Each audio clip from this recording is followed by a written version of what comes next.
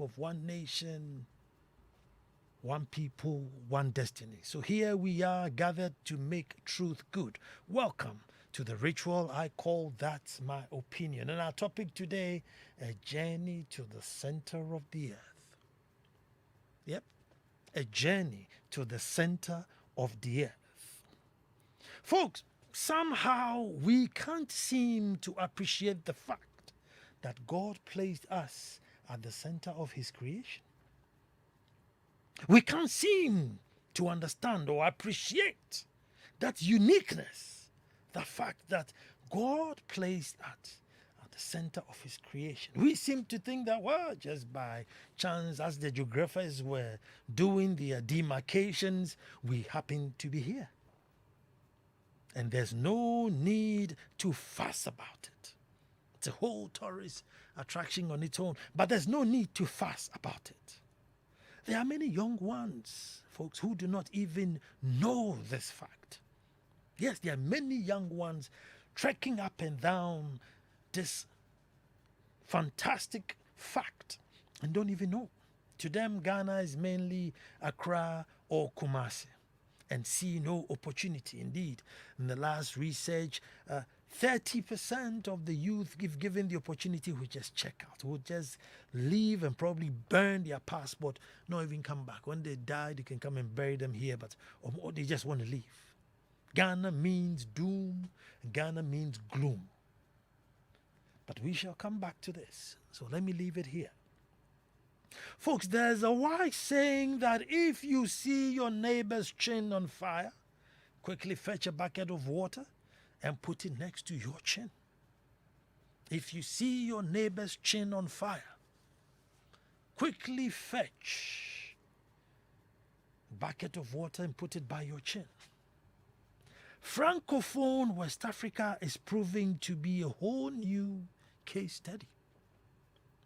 A whole new case study. Mali, Guinea-Bissau, Ivory Coast, Burkina Faso, now Guinea-Conakry. Folks, the only thing I see different is that in all the cases, in all their complaints, the one thing which is different from the Ghana saga is that their presidents tried to change the constitution to go for a third term, which the people oppose and hit the streets and obviously seize their countries. That to me seems to be what we don't have as a problem here. And I think it's a good problem not to have. But the fact that the nations are well endowed with resources, yet can't seem to benefit from its extraction and exports. The issue of bad roads, corruption, overpricing of contracts, general systems failing. The nation, even in the modern days, don't seem to function more than the olden days, where, the old folks could brag of posting a letter or making a call from a village to anywhere they could make a phone call. And in the modern times, these simple social amenities seem to be a challenge. Discontentment, unfairness, inequality, gap widening between the haves and the have-nots, and the overbloating of the youth. Overbloating of the youth. A very, very young, medium age, and a pyramid demography. Sharp pyramid. Very huge at the bottom. Huge dependable age at the bottom. Folks, the frustrations, as I've always said, is that the numbers are growing faster than we can manage. We can't seem to create jobs fast enough to absorb them. A West African problem. Most of them very intelligent, but ill-trained, according to Gordon Gordisbeck. Very intelligent, but ill-trained, and all clerical inclined. But folks, hear me out.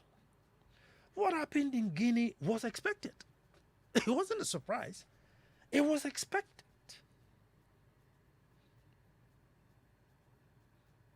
as their growth rate hit 2.6% per annum, the experts knew that the system would not be able to hold and it will collapse. So many years before they got here, they knew that the system was going to collapse because of the speed with which they were growing. Now, Guinea has a population of just about 13, 14 million. And the over 18s are about 9 million. And they seized the country. Oh, yes. When the time came, there was no stopping them. But folks, whatever their problem is in Guinea, let us multiply by 2.5. Let us multiply it by 2.5. Yes, we have that amount, that many in population right here. And the youth size, the same. But 2.5 times theirs. Folks, problems other than leaders trying to extend their time is very identical, similar, if not same. There are problems in all these countries that are falling apart. The one thing which is different between us and them is their presidents trying to extend their time. The sense of frustration is growing. And one thing holding the youth here, folks, is their political divide. Somehow they are so entrenched in their divide so that at every given time, half the youth pretend to be okay. And I use pretend in capital letters. Pretend to be okay. No matter their suffering, they can't complain. But folks, the day that the youth realize that they are all driving on the same rough road, they are all suffering the same insecurity, the same no bed syndrome, no skills training, therefore lack of opportunities, unemployment, poor pay. The day they wise up, we may not enjoy this paradise anymore. So sometimes the same divide that is holding us back, not dividing, maybe it could be our blessing. Maybe it could be our blessing. I don't know how it is that we can find a middle ground and get them all together. And by the time they realize, they are switched down enough to calm things down. Folks, with all the writings on the wall, with the lessons to learn from others, with the benefit of hindsight, it will be a great shame to allow the bubble to burst. It would be a great shame to allow the bubble to burst.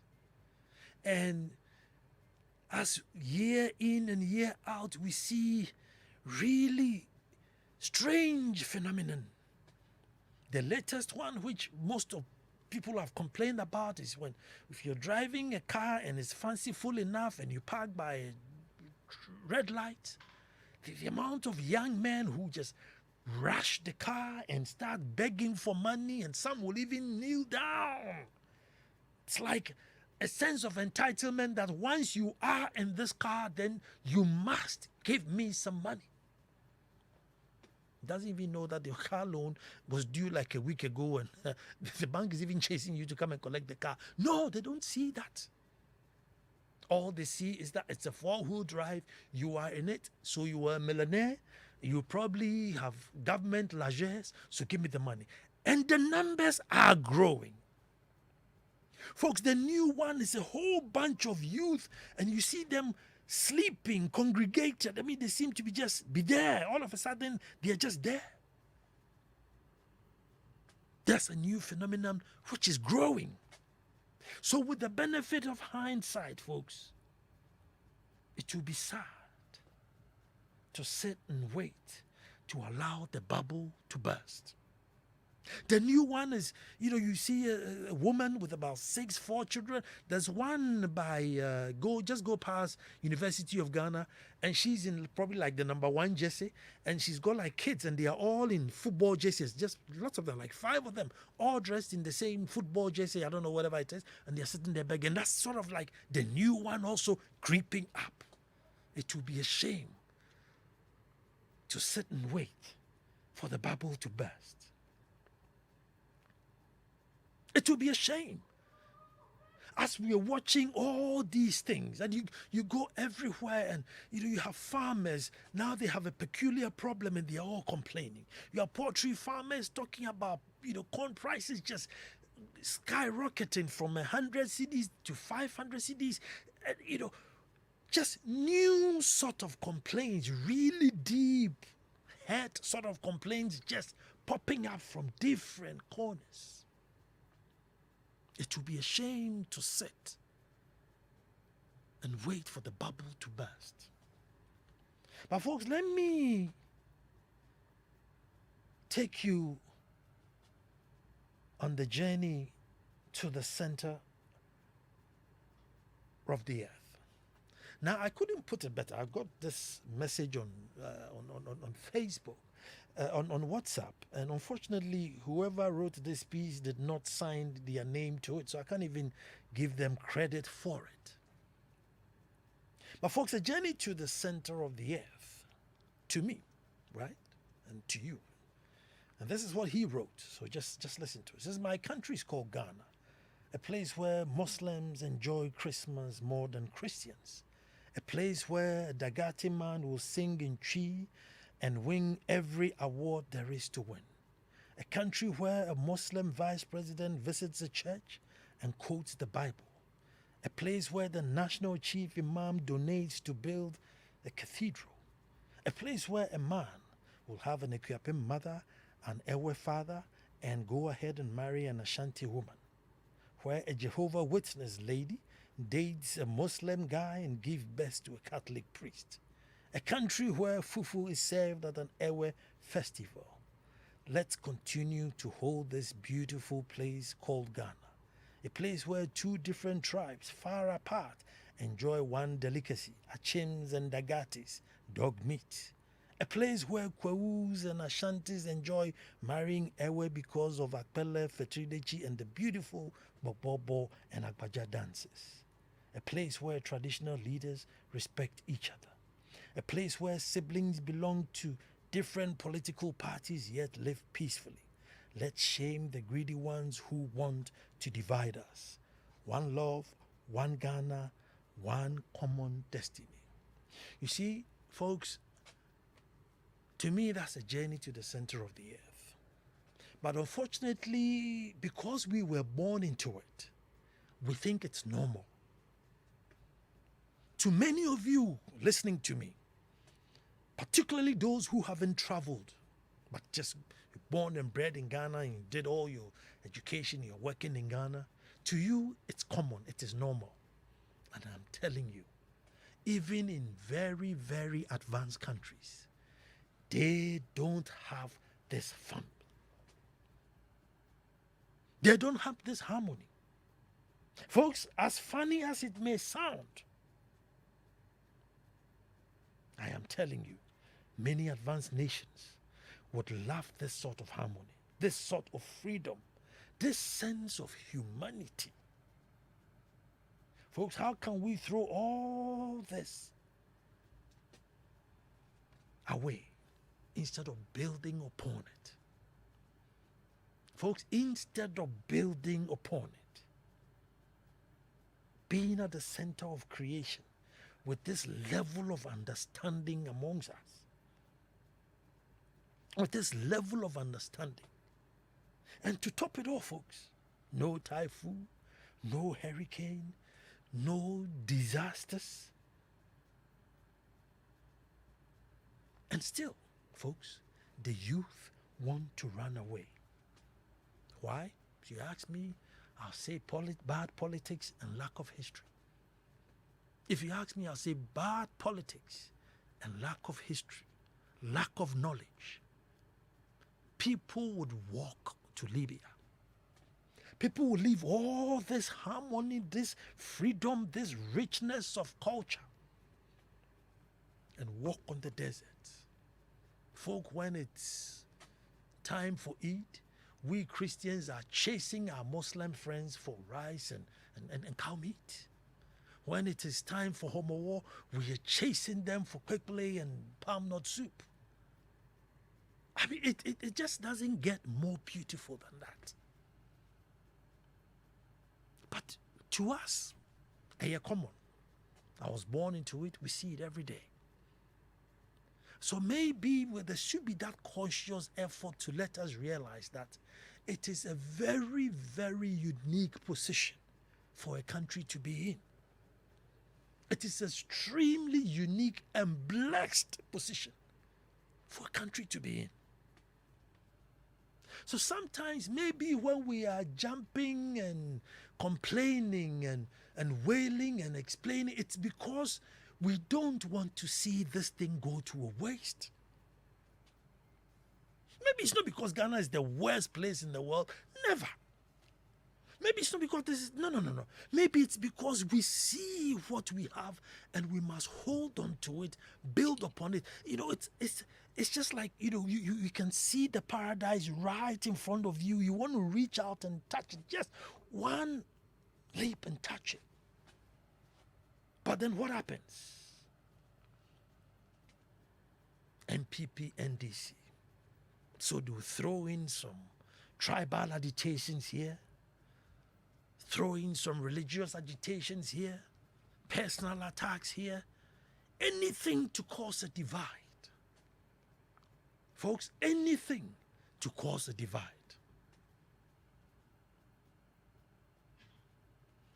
But the blessing, the paradise that has given us from divine, from nature, right up from above, I think we need to protect it. Build upon it. Really, really build upon it.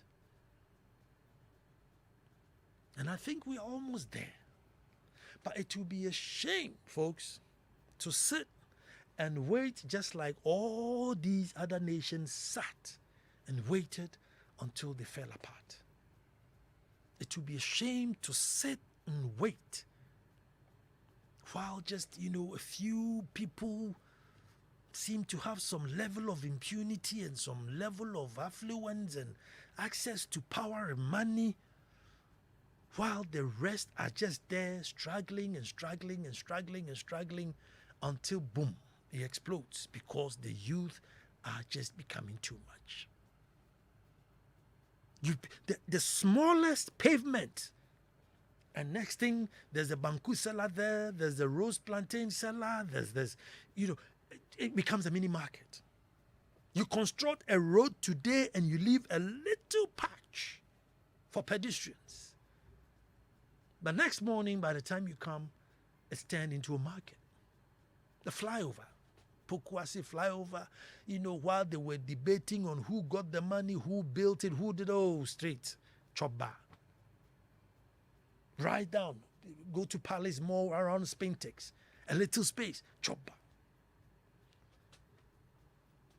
And I am saying, are we going to sit and wait for the bubble to burst in the benefit of hindsight? What we have seen others go through, the agitations, fix the nation, fix the attitude, fix the this, fix that. All these agitations are festering. It is time to put the brakes on, have a consensus airport, get everybody, get stakeholders involved, and let us steer ourselves towards a one nation, one people, one destiny. Because otherwise, we shall suffer the same fate. But I think if somebody says a journey to the center of the earth, they are talking about Ghana. Humanity, understanding. No matter where you come from, your faith, you could be traditionalist, Muslim, Jehovah's Witness, Catholic, Presbyterian. I mean, we don't care. People would apply for a job and they don't even care who owns the job. They don't care. You don't care. You don't care whether the job belongs to a Muslim or a Christian or you just apply and work freely. But to us, we think it's normal. I am telling you, it's not normal, but it's a blessing.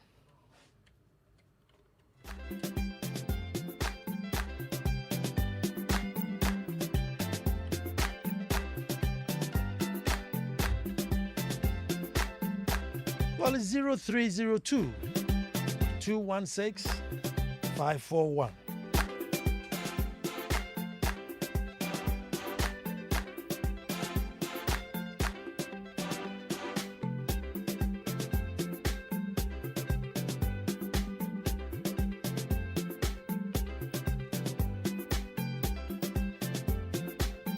Good evening, McCosby Anthony.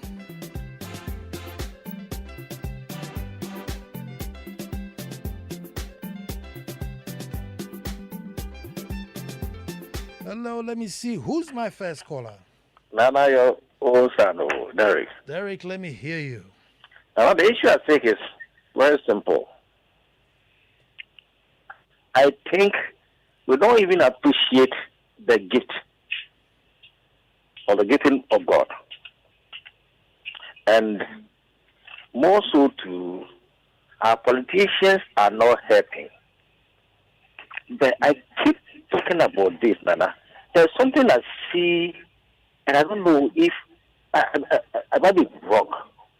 But I foresee something. If the traditional authorities should be like we see the UK, by the upper house, I think all our problems will be solved for once. But it seems like this constitutional arrangement is specifically meant for a certain set of people who claim so-called politicians. But if you come to the ground, it is the traditional authorities who are in charge. And if you take the people who are in charge and you put them aside, and you think you can rule the entire country, so who is the authority here? Because I'm listening and I'm respecting my chief. And you are telling me my chief is even not in power. And you are silencing him. And you impose certain policies on me. That is not working. But if the coordination is there and we have a national development policy, we are good to go. I swear. Thank you very much, my brother. That is, he's always talking about this upper house ruled by eminent chiefs. So that even if the bottom is divided, there's always that one, that one Ghana. I mean, we are scared to say that let's have a one party or a unigov. That's very scary. So he's saying, okay, just leave them. But whatever happens, you bring it to this house, which is a unified house, and they will sort things out. One day we have to do a whole show on that. Hello, who's talking to me? Hey, Nana, this is Kobna. Kobna, let me hear you. Hey, Nana, I joined your program midway, and I was trying to figure out what you were talking about. Mm-hmm. But I was able to get a gist of what you're saying. Mm-hmm. Now, to create a perfect situation, or not even a perfect situation, but a near better situation, you need to have rules and regulations. And the rules and regulations need to be sane in order to be able to build upon an existing condition. So from what you read about the comment or the text you received, mm-hmm. and therefore Ghana is so privileged, I disagree. Okay. Because those conditions also exist in other countries. I'll give you one example, just one example, then I'll leave the line. Okay.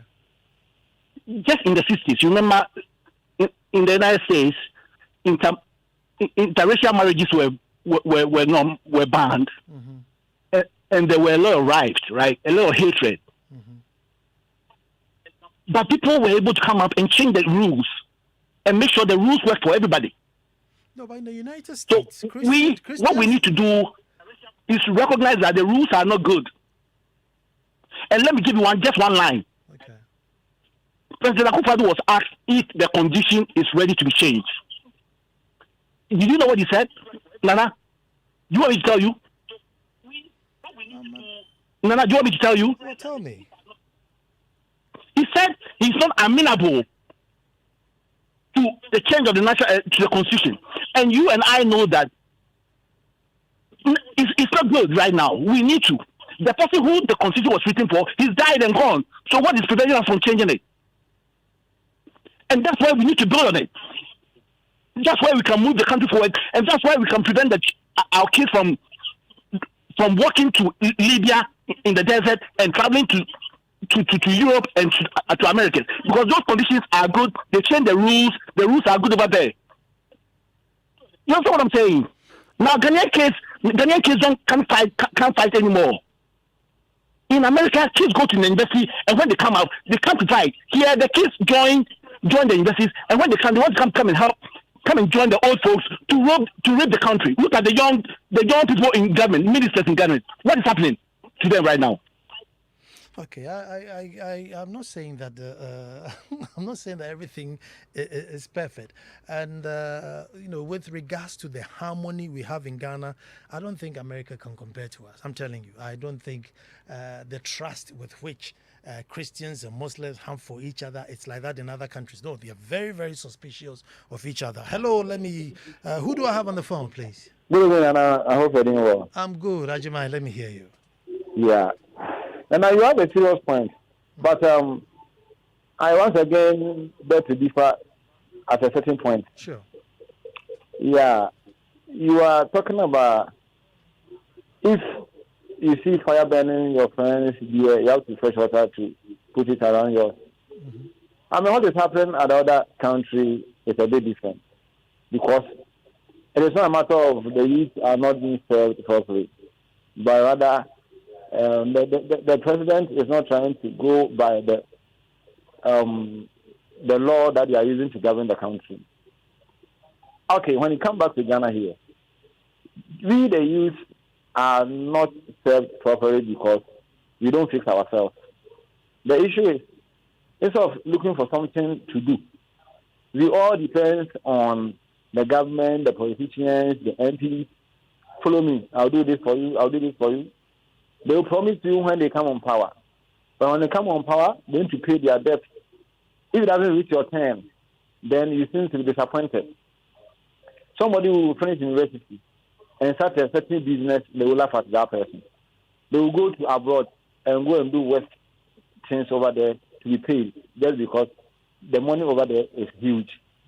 So I think if you are a government and you don't take care of your youth, they can rise against you. But we, the youth, should also do something better to help ourselves. Thank you very much. That's Ajiman Joseph. Nana, I keep my peace. I just do WhatsApp. I think I am one of the few people who is not on Facebook or Instagram. I joined Twitter but had to run from the room. Couldn't stand the insult and bullying. I realized people just can't have sane argument without acrimony. The dollars on those platforms are just too much. Lord have mercy. Odote ni odote. I think I'm reading an old message of yours. So you see, let me see. Hold on one second. Okay, it says Nana, thank you. A word to the wise. I am counting my blessings. Odote ni odote. Hello, who's on the phone? Good evening, Nana. It's Kwabena. Kwabena, let me hear you. Yes, thank you for the topic of the youth and how you describe like the structure of our society is like a pyramid with a huge base. Mm-hmm. I think it's good to blame the politicians to some extent, but we have a society that parents also have a huge responsibility. The family structure, the uncontrolled population growth is fundamentally what is creating most of the problems. When you have citizenry that are desperate and everything. It leads to voting for wrong leaders. There's a saying that every society deserves the leaders they get. So our politicians originate from our society, from our community. So I would like us to look back and ask ourselves, fundamentally, what are parents, what are uncontrolled population groups? The head of Ghana Population Commission once on Joy News said that a country that does not have a population policy by design gets one by default. 60 years ago, Ghana's population was about 6 million. Mm-hmm. Since then, we've added over 30 million. Mm-hmm. Our next door neighbor, which is Benin, was about 40 million. We've added 180 million. A country like Norway was about 3 million 60 years ago. They've added 2 million, just over 2 million. Yeah. So when we keep on growing the population at about 3% a year, whereby our population doubles every 20 years, you have to ask ourselves, yes, we think we have problems now. 20 years from now, 40 years from now, 60 years from now, what will be the population if we don't start managing it better now? Definitely there will be more problems. Mm-hmm. Because we have a situation where today most parents cannot take care of the children, whether in terms of financial resources or even time to sit home, make sure their children have good meals, help them with homework, help them with upbringing. So parents must be held responsible. Parents, grandparents. When I was growing up, I was privileged to have grandparents who were helping us with their time and money. In most of our societies, people say, "No, Nana, share me." And today, ask how many people can take care of their children or take care of their grandchildren. I schooled outside. I had Jewish friends who used to tell me, my grandfather left me a trust fund of 80 million, something 60 million. So, okay? The Jewish have a tradition where they skip a generation and take care of grandchildren. That gives the parents a chance to invest and plan. We have a society where most parents cannot take care of themselves or their children, or even think about grandchildren, and let people have space to plan. We are desperate to have children which we cannot afford. Having children is very expensive. We have to bear that in mind. And in trying to land, I must tell you that countries that manage their population better tend to have more productive workers. Here, most of our, especially women who have more than necessary children, cannot even go into the formal employment. That's why they are selling on the roadside. That's why they are very unproductive. The uncontrolled population leads to reduced productivity per person, which leads to more poverty and a vicious cycle.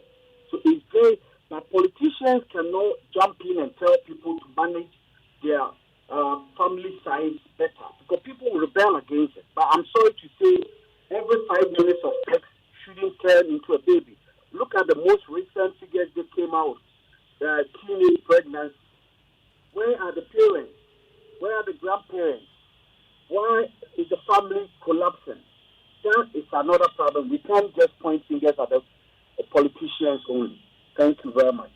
Thank you very much, and I allowed you to talk because anybody who's followed this show knows that I am also population sensitive, so I'm very biased towards your views. Thank you so much for calling. Hello, who's talking to me? Yeah, my name is Mr. Kofi. Mr. Kote. Nana, this is my second time of talking on your show. Great. You see, it's very difficult to be a politician in Ghana. Mm-hmm.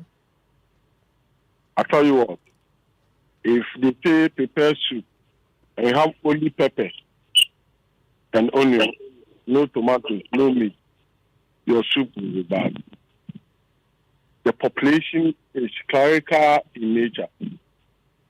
We are the only race that we don't have scientists, we don't have businessmen, we don't have old traditional business ethics and institutions.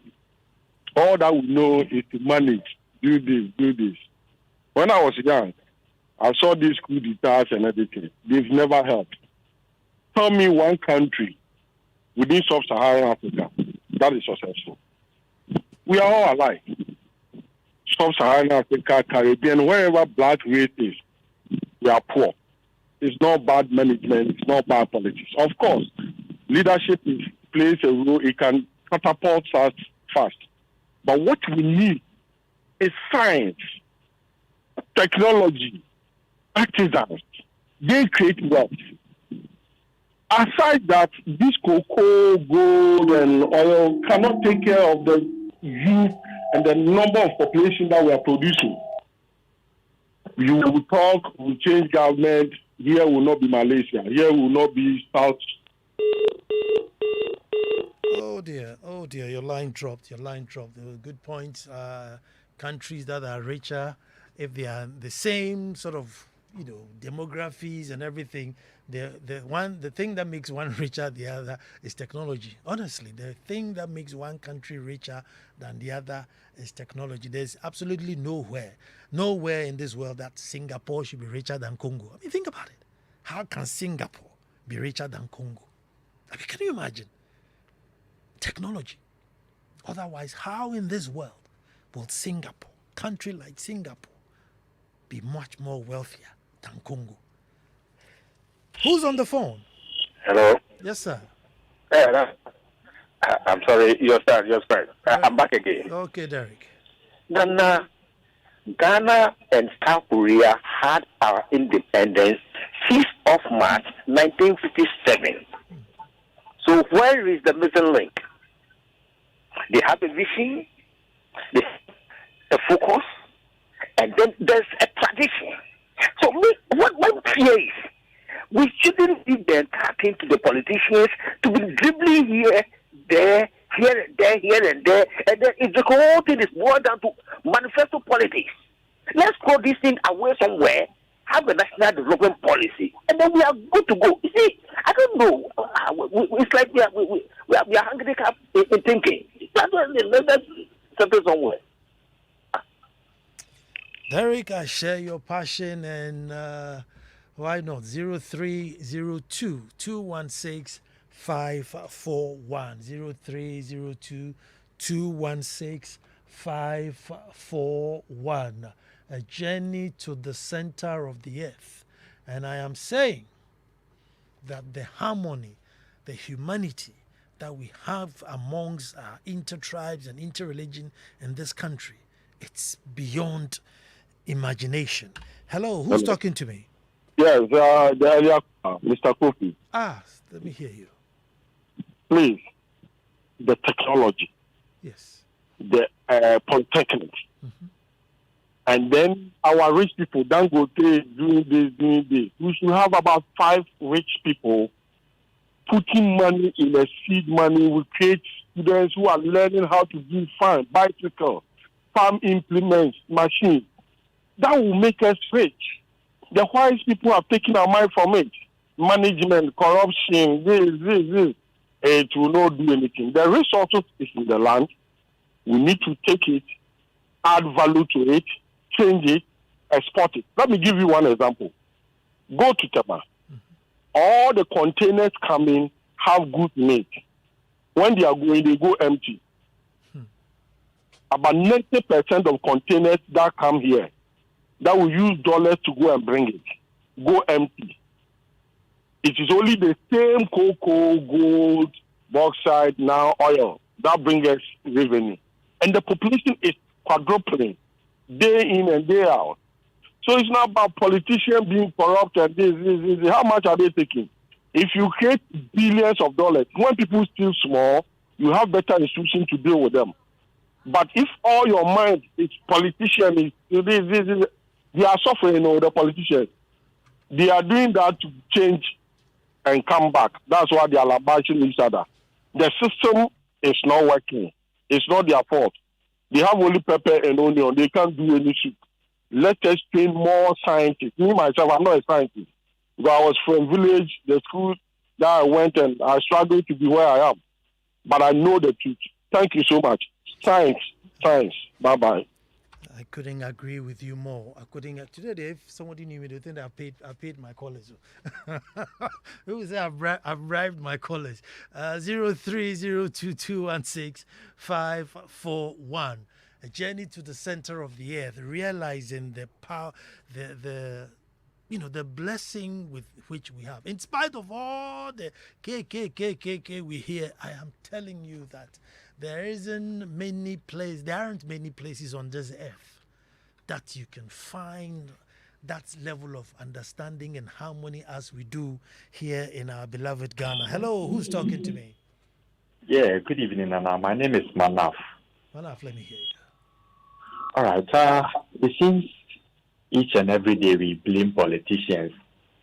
But even if you are taking into consideration the Fourth Republic, we've had about 5 presidents or so.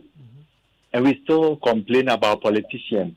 We've had different sections of politicians coming in, going out. We are still experiencing what we are experiencing. So why do we still blame politicians alone? They are, acceptably part of the problem. But we go to the foreign countries and do the kinds of job that we will not accept to do in our own countries. But we go there, we do it. You will not find someone dropping sachet water on the streets of America. But when the president comes to Ghana, or when the person comes to Ghana, the person is tempted to drop it anywhere because he thinks the law are not working. The laws can strictly work. Let's compare the number of law enforcers in Ghana to the number of people in the country. How are they going to control us all? If they start restricting the laws in the country, we will come back again and tell ourselves that these people are restricting us. Culture of silence and a whole lot of things. But what we tend to do, most especially I blame media men. What they say now, media men doesn't, research into issues before they come out. They just come and suggest without a concrete research into what they are coming to say. They just utilize anything anyhow. We have a lot of people who are, causing loss to the country in so many ways. Let's analyze the amount of money that goes into waste management in Ghana. Those amount of monies can be used in building factories, it can be used in building schools, but we are spending them in desilting the Odo River. Meanwhile, who are desilting the Odo River? Is it not we, the citizens of the country? So it's about time we just stop blaming the politicians alone. They are at the forefront though, but without our help, they are nobody. And the number of politicians in the country cannot even be equal to a quarter of the population. So why are we blaming them? If we are all to gear our minds towards development, they can also help us in their own way and make things okay for us. You want your sons and daughters to have protocols from your MPs, but when these MPs are not doing it in favor of you, you term it as corruption. But if it goes in favor of you, it's fine. It's all about attitudinal change. If you don't change our attitudes, then it's very difficult to move on as a country. Thank you very much, my brother.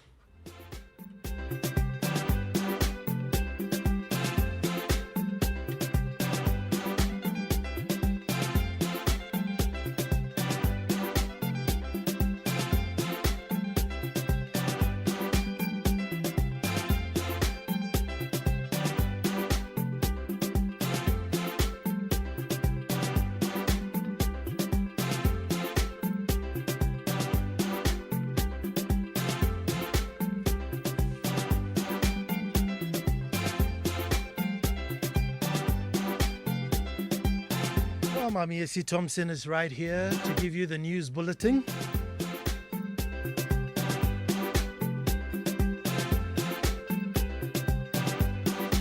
Yep, Eugenia Sintimedi. I see you. Kofi is all geared up.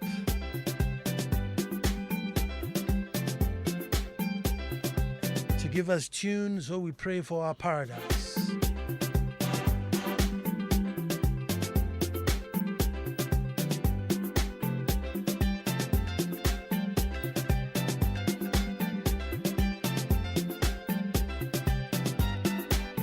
Well, as an ambassador for the Ephraim Amu Foundation, yep, I'm an ambassador for the Ephraim Amu Foundation. There's a seminar. On Thursday, 16th September 2021. Seminar, and it's at the Institute of African Studies, University of Ghana, Legon. So you definitely need to be there. Time is 12 noon. Thursday, 16th September 2021, and the topic is Yengara Assassini,